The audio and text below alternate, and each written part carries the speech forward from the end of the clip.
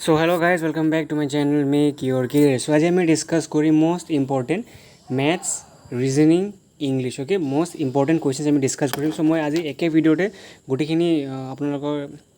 মানে মক টেষ্ট হিচাপে কৰাম ओके सो আপোনালোকে ভালকৈ চাই যাব সো এইবিলাক যোনটো মই পঢ়াইছোঁ এইবিলাক আপোনালোকৰ কাৰণে যোনটো APDCL ओके APDCL ৰ যোনটো নতুন ৰিক্ৰুটমেণ্ট আহি আছে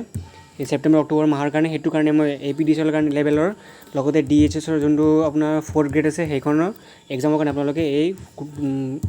মক টেষ্টখিনি ফলো কৰিব পাৰে ओके সো যদি আপোনালোকে APDCL ৰ কাৰণে ফলো কৰি আছে মানে যদি আপোনালোকৰ টাৰ্গেট হয় যে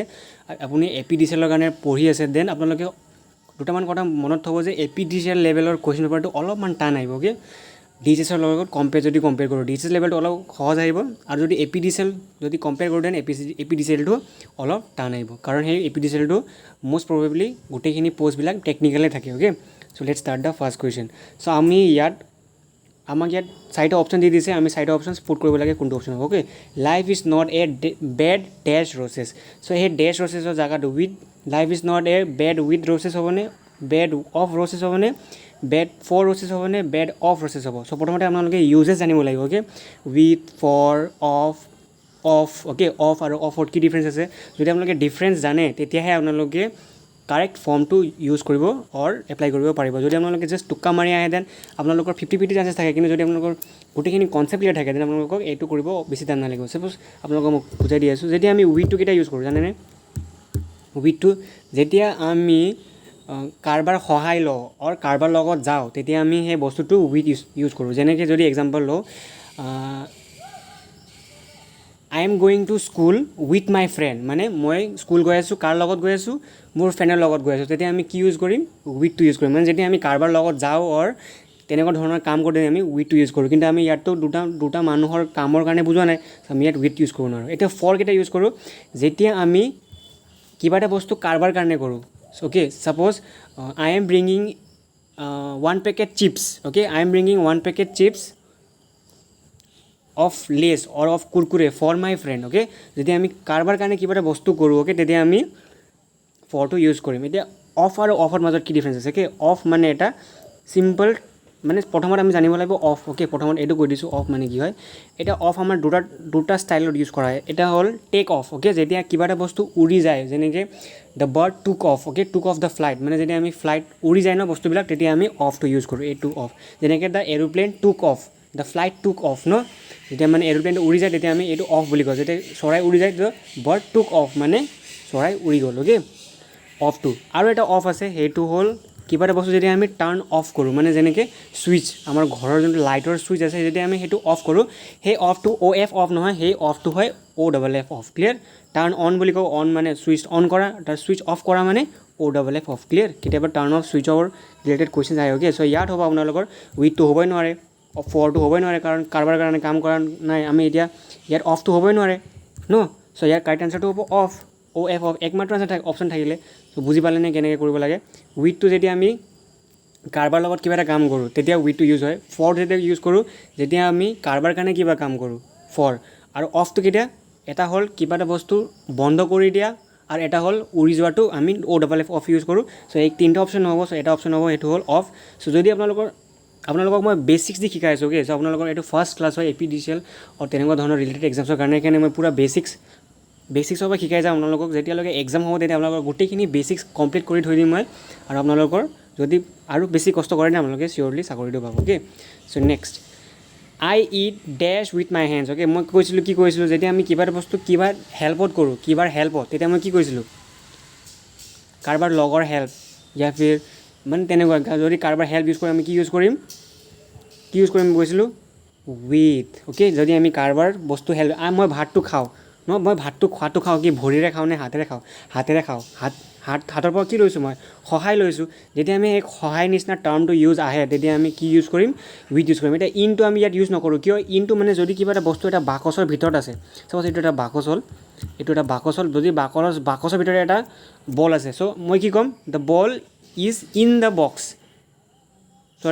the ball is in the box okay যেনে ভিতৰত যদি আছে কিবা বস্তু আমি সেই ইন দি বুজাওঁ এডটো কেতিয়া বুজাওঁ আমি এটা নিৰ্দিষ্ট জাগাত অৰ টাইমক বুজাওঁ কি টাইমক okay so' suppose I go' to school at 9 o'clock I go' two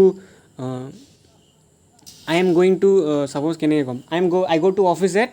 6 o'clock মানে যেতিয়া আমি টাইমটো একুৰেট টাইমটো ইণ্ডিকেট কৰোঁ তেতিয়া এটটো আহে ফৰটো কেতিয়া ইউজ কৰোঁ যেতিয়া আমি কামটো কাৰোবাৰ কাৰণে কৰোঁ যেনেকৈ I am eating rice for my stomach পেটৰ কাৰণে মই ভাত খাই আছোঁ চ' কাৰোবাৰ কাৰণেতো খাই আছোঁ সেইকাৰণে ফৰ ইউজ হ'ল কিন্তু যেতিয়া আমি কাৰোবাৰ সহায় লওঁ মই ভাতটো খাওঁ কাৰ সহায়েৰে হাতৰ সহায়েৰে চ' আমি উইথটো ইউজ কৰিম ক্লিয়াৰ অ'কে আশা কৰিছোঁ তোমালোকৰ এই গোটেইখিনি প্ৰিপজিশ্যন এইটো অপশ্যনৰ আৰু এইটো অপশ্যনৰ প্ৰিপজিশ্যনৰ কনচেপ্ট ক্লিয়াৰ হৈছে অ'কে তে next question she is proud dash her wealth কি হ'ব ইয়াত এতিয়া অন মানে কি ফৰ মানে কি ইন মানে কি অফ মানে কি আমি গোটেইখিনি বস্তুটো জানি ল'ম তাৰপিছতে আমি ইয়াত বস্তুটো পুট কৰিম অ'কে ছাপ'জ এইটো এটা টেবল হ'ল অ'কে যদি আমি এইটো টেবলৰ এই ওপৰত কিবা বস্তু থৈ দিওঁ তেতিয়া কি হ'ব ছাপ'জ এইটো এটা কলম হয় তেতিয়া মই কি ক'ম the pen is on the table okay যদি আমি কিবা এটা বস্তু টেবলৰ ওপৰত আৰু বিচনাৰ ওপৰত আৰু কিবা এটা বস্তুৰ ওপৰত থওঁ তেতিয়া আমি কি ইউজ কৰিম অন ইউজ কৰিম চ' ইয়াততো কিবা বস্তু ওপৰত থোৱা নিচিনা ইণ্ডিকেট কৰা নাই চ' এইটো অপশ্যন হ'বই নোৱাৰে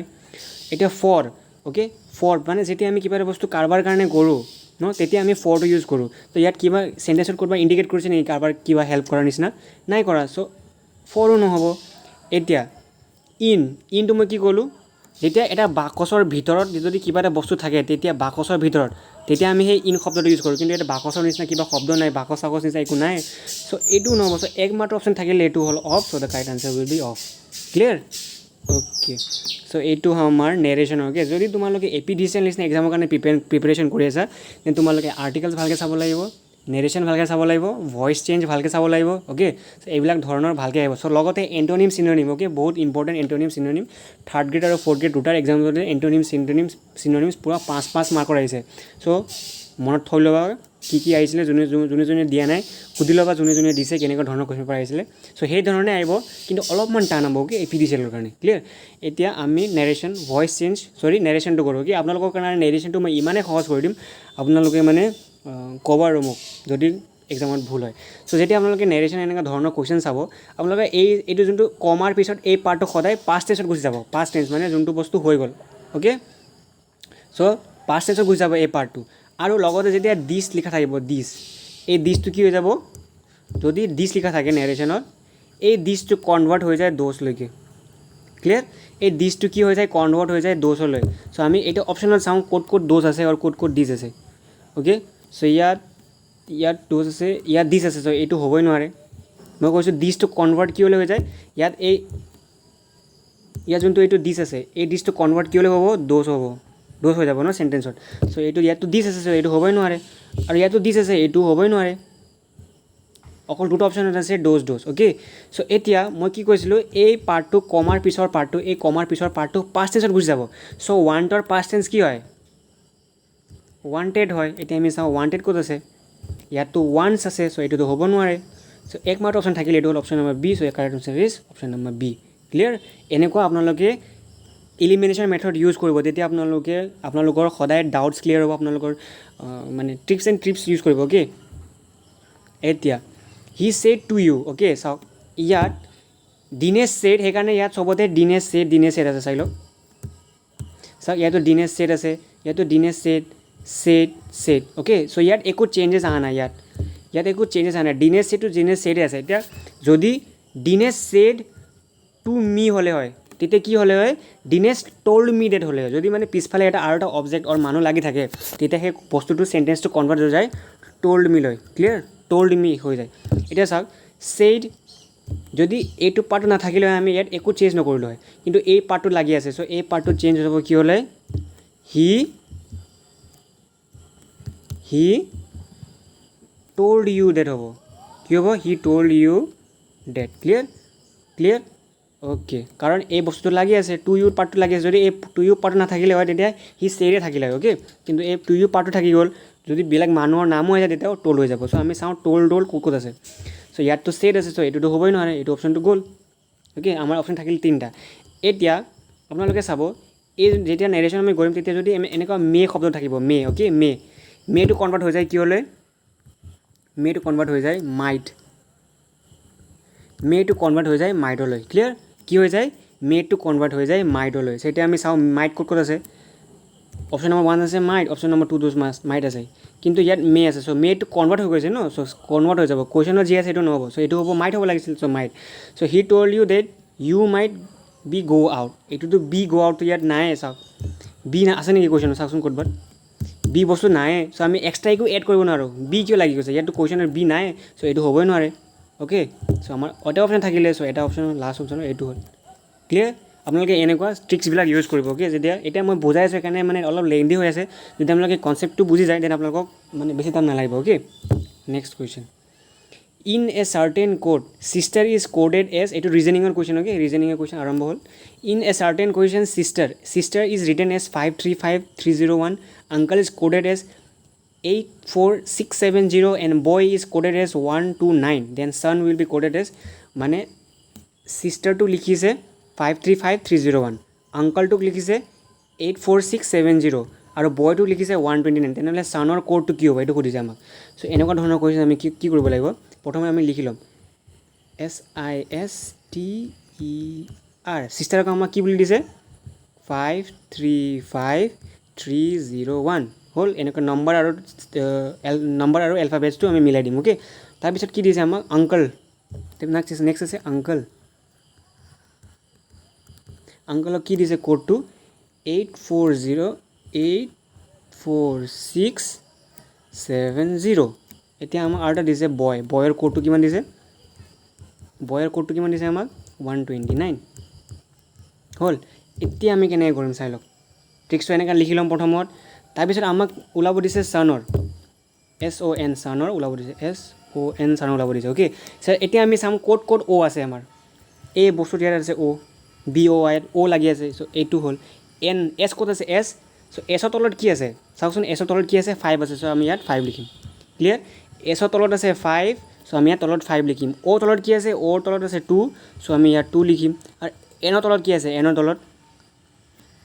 তলত আছে 4, চ' ইয়াত আমি 4 লিখিম। চ' আমাৰ কাৰেক্ট আনচাৰটো হ'ল 524। Clear? 524 is the correct answer, option number B is the correct answer. Clear? আপোনালোকে এনেকৈ ধৰণে লিখি ল'ব, প্ৰথমত এলফাবেট আৰু নাম্বাৰটো মিলাই চিধাকৈ লিখি ল'ব। তাৰপিছত চাব যদি এছ আছে, এছটো এনেকৈ গুগল কৰি দিব, তলফালে যোনটো নাম্বাৰ আছে 5, তো 5 ইয়াত লিখি দিব। যদি এন আছে এইফালে, এন চাব, এনৰ কোডটো এইফালে লিখি দিব, বয়ৰ কোডটো এইফালে লিখি দিব। ক্লিয়াৰ? অ'কে, চ' এইটো হ'ল আপোনাৰ মিৰৰ ইমেজ। Okay, মিৰৰ image. এতিয়া মিৰৰ ইমেজ মানে কি, ৱাটাৰ ইমেজ মানে কি। অ'কে, ৱাটাৰ ইমেজ আৰু মিৰৰ ইমেজ বেলেগ বস্তু হয়, এতিয়া আপোনালোকক কৰি মই দেখাই দিম। অ'কে, চ' মিৰৰ ইমেজটো কেনেকৈ কৰিম আমি, মিৰৰ ইমেজটো ছাপ'জ এনেকুৱা আছে মালায়ালম, আমাৰ এইটোৰ মিৰৰ ইমেজ লিখিব দিছে ন,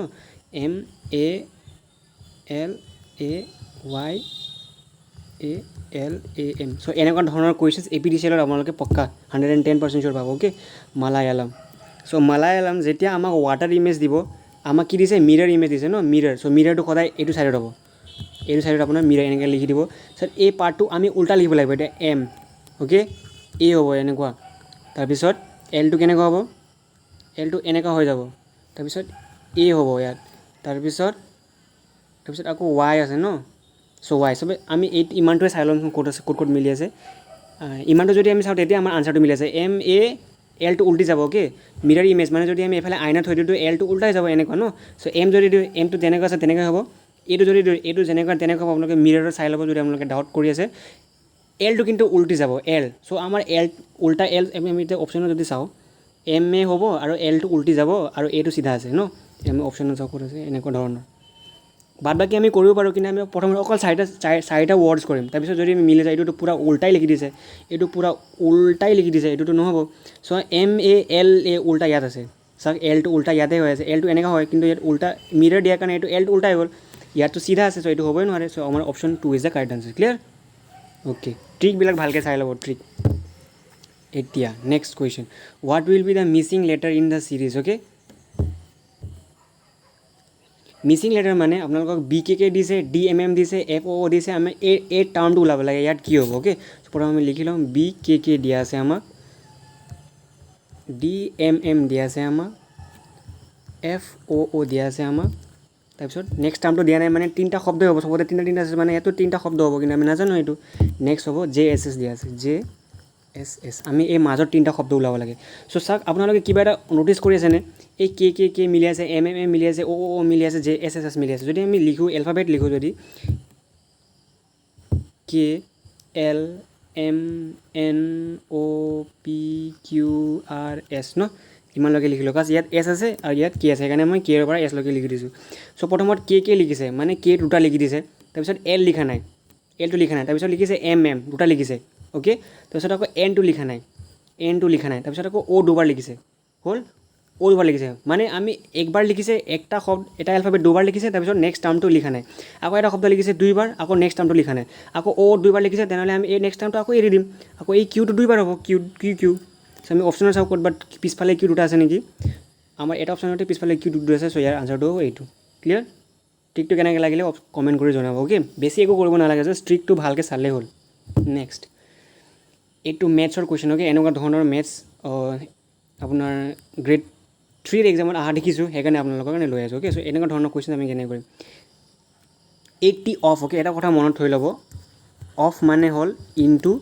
বাই মানে হ'ল ডিভাইড ক্লিয়াৰ এতিয়া আমাক ইয়াত অফ দিয়া আছে চ' আমি কেনে কৰিম 80 ইনটু হয়নে অফ কৈছোঁ 1/40 হ'ল এতিয়া এই পাৰ্টটো ডিভাইড আছে চ' ডিভাইড লিখি দিম ইয়াতে 1/4 এতিয়া আমি যদি এইটো পাৰ্টটো ডিভাইড কৰিব যাওঁ আমাৰ অসুবিধা হ'বনে চ' আমি এইটো কেনেকৈ কৰিম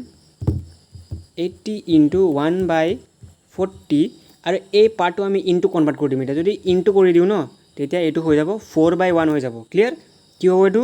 4/1 এতিয়া আমি এইটো কাটাকুটি কৰিব চেষ্টা কৰোঁ 4 1 যা 4 4 10 যা 40 ইয়াত তলত 1 আছে একো নাই মানে তলত 1 আছে 10 1 যা 10 10 8 যা 80 চ' আমাৰ অপশ্যন কি থাকিলে ওপৰ ফালে কি থাকিলে 8 ইনটু 1 ইনটু 1 তলত আছে কি 1 ইনটু 1 ইনটু 1 চ' কি হ'ল এইটো 8 ইনটু 1 ইনটু 1 কিমান হয় 8 হয় 1 ইনটু 1 ইনটু 1 1 হয় চ' 8/1 মানে কি 8 হয় চ' আমাৰ অপশ্যনটো হ'ল 8 চ' আমি অপশ্যন ক'ত আছে option number 4 is the correct answer clear অলপ ট্ৰিকি দিব খালি এই ডিভাইডবিলাক কেনেকৈ ট্ৰান্সফৰ্ম যদি ডিভাইডটো ইনটু কৰি দিওঁ এই তলৰ পাৰ্টটো ওপৰ ফালে গুচি যায় এই ওপৰ পাৰ্টটো তল ফালে যায় অ'কে এইটোৱে ট্ৰিক হয় আৰু বেছি একো নাই আৰু অফ মানে into clear okay next question চ' এনেকুৱা ধৰণৰ কুৱেশ্যনছ অহা বহুত সম্ভাৱনা আছে APDCLত অ'কে চ' যদি A:B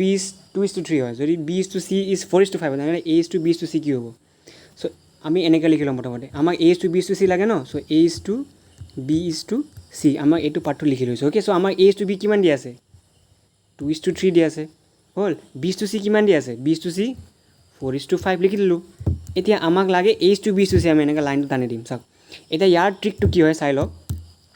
ইয়াত এইটো ঠাইটো খালী আছে এইটো ঠাইটো খালী আছে ন চ' ইয়াত লেফ্ট চাইডে কি আছে 3 ওচৰৰ নম্বৰ কি আছে 3 চ' আমি ইয়াতে 3 লিখি দিম আৰু ইয়াত ওচৰৰ নম্বৰ কি আছে 4 আছে আগফালেতো নাম্বাৰে নাই চ' ইয়াত ওচৰৰ নম্বৰ কি হয় 4 হৈছে আমি ইয়াত 4 লিখিম ওপৰৰ নম্বৰ নিলিখোঁ অ'কে লেফ্ট আৰু ৰাইটৰ অ'কে লেফ্ট এণ্ড ৰাইটৰ নম্বৰ লিখিম ইয়াত আমি 3 কিয় লিখিছোঁ কাৰণ ইয়াৰ ওচৰৰ নম্বৰ একমাত্ৰ নম্বৰ আছে সেইটো হ'ল 3 চ' আমি 3 লিখি দিছোঁ ইয়াত 4 কিয় লিখিছোঁ ইয়াৰ ওচৰৰ নম্বৰ হ'ল 4 সেইকাৰণে ইয়াত 4 নম্বৰ লিখিছোঁ আমি ইয়াত 5 নিলিখোঁ কিয় 5 দূৰত আছে 4তকৈ চ' এনেকুৱাকৈ লিখি ল'লোঁ এতিয়া এইটো আমি বস্তু ইনটু কৰি দিম অ'কে চ' 5 3 যা কিমান 15 ইয়াত ইছটো লাগি যাব অ'কে 5 15 4 3 যা 12 4 2 যা 8 চ' আমাৰ আনচাৰটো হ'ল 8:12:15 ক্লিয়াৰ কিমান সহজ আমি জাষ্ট ওচৰৰ নাম্বাৰখিনি এইখিনি জেগাত বহাই দিলে হ'ল চ' আমাৰ 8:12:15 আমি চাওঁ ক'ৰবাত আছে নেকি 8:12:15 আছে option number C is the correct answer